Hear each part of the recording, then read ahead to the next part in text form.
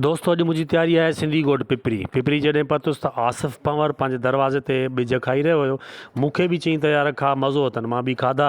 कचहरी करे पहुतुसि फरमान सूमरे जी घिटीअ में। फरमान सूमरे खे खणी ऐं सिधो मेन चौक ते आयासीं। फुटबॉल ग्राउंड ते दोस्त बीठो त मूं हुनखे चयो त यार गाॾीअ जी हिफ़ाज़त कजांइ। हीअ मेन चौक आहे, सिंधी ॻोठ हिनखे चयो वेंदो आहे। ऐं हिन सिंधी ॻोठ में तक़रीबन 90% सिंधी आबादी आहे। मुख़्तलिफ़ कारोबार, नंढा चाहे वॾा कारोबार सिंधी माण्हू कंदा आहिनि। हिते ई चौक ते ई असांजो दोस्त रहे थो। हीअ जेकी तव्हां ॾाकण ॾिसो था मथे असां चढ़ी रहिया आहियूं। हिते दोस्त आहे जेको ॻाईंदो वॼाईंदो आहे, बहितरीनु आवाज़ु आहे हुनजो।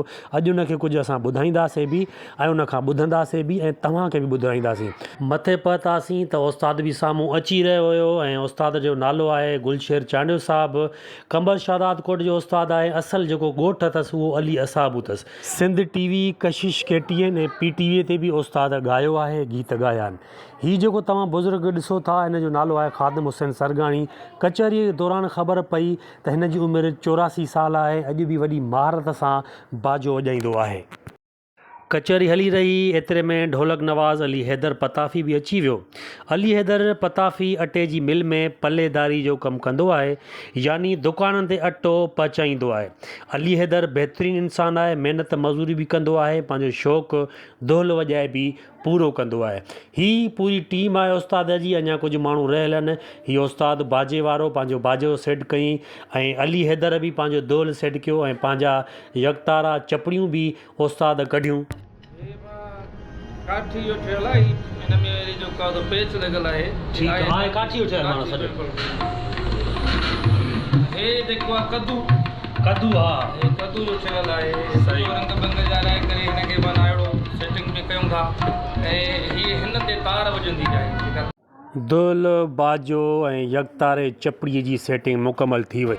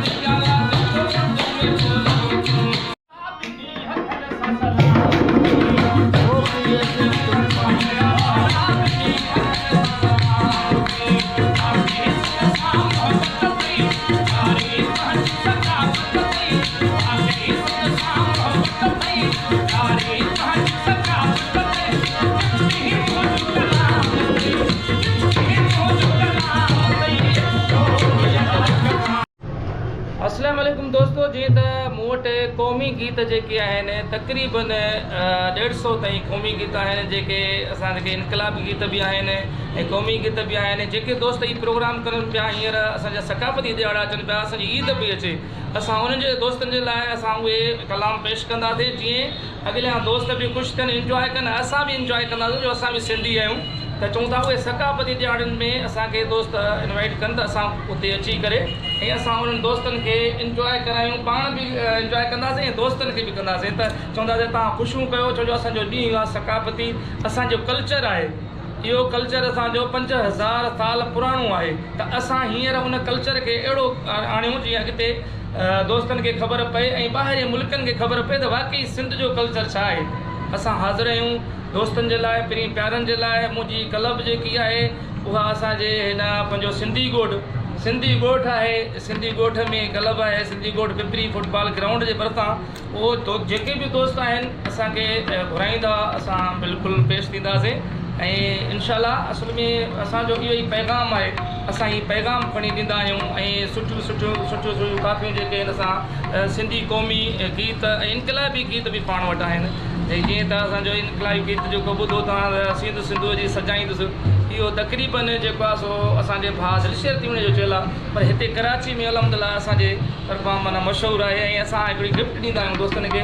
जा हिकिड़ो ॿियो कलाम आहे, अजरक टोपी ते जेके कलाम आहिनि मुंहिंजा, त टोपी अजरक पाइण वारा ॿिन्ही हथनि सां सलाम अथई, बाक़ी सिंध सां मुहबत अथई ऐं प्यारी पंहिंजी सकाफ़त थी, पोइ गिफ्ट ई मुंहिंजो कलाम अथई। नंबर आहे मोबिलिंग जो आहे 0300